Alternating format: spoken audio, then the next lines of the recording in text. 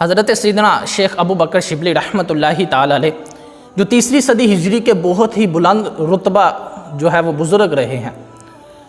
آپ رحمۃ اللہ تعالی علیہ اپنی زندگی کا حیرت انگیز اور سبق آموز واقعہ بیان کرتے ہوئے ارشاد فرماتے ہیں،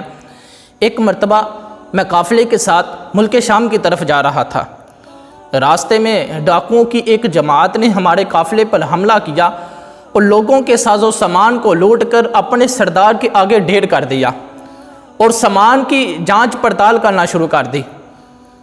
آپ فرماتے ہیں کہ ایک شخص کے سامان سے شکر اور بادام کی ایک تھیلی نکلی تو سارے ڈاکو وہ شکر اور بادام کھانے میں مصروف ہو گئے، لیکن جو ڈاکوؤں کا سردار تھا وہ شکر اور بادام نہیں کھا رہا تھا۔ آپ رحمۃ اللہ تعالی علیہ بڑے حیران ہوئے۔ آپ فرماتے ہیں کہ میں نے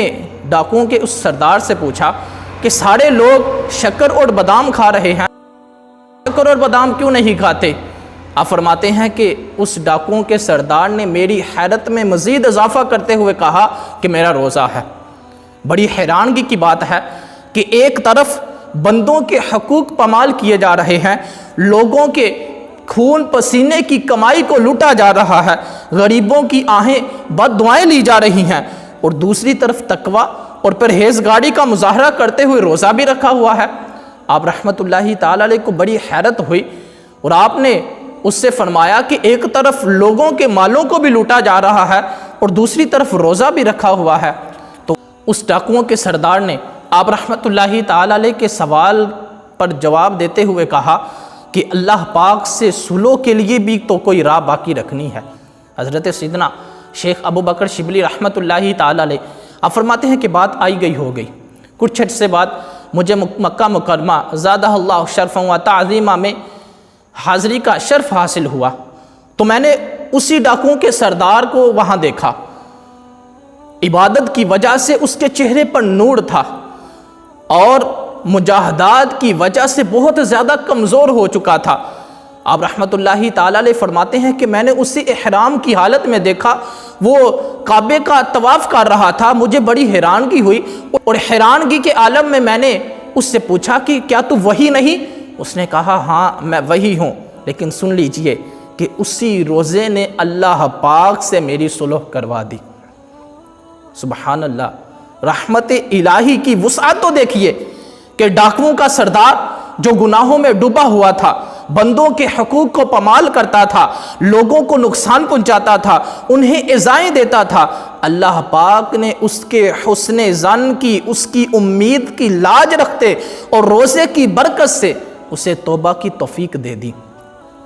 عبادت اور ریاضت اور مجاہدات کی توفیق عطا فرمائی اور اپنی بارگاہ میں اسے قبول فرما لیا۔ اس حکایت سے معلوم ہوا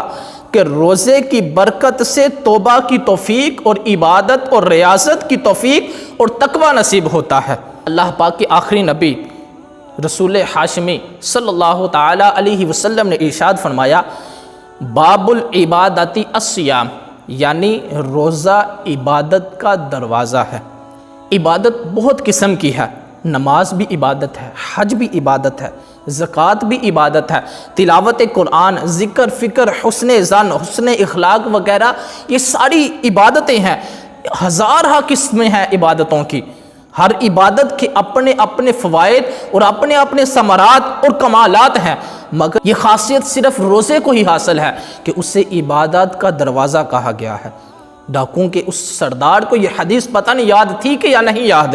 بہرحال اس نے اللہ پاک سے صلح کے لیے جو راہ اختیار کی وہ روزے کی صورت میں اختیار کی، تو اللہ پاک نے اس کے روزے ہی کی برکت سے اسے توبہ کی، عبادت اور ریاضت کی اور مجاہدات کی توفیق عطا فرما دی۔ اللہ تبارک و تعالیٰ سے دعا ہے کہ اس مبارک رمضان کے صدقے ہمیں بھی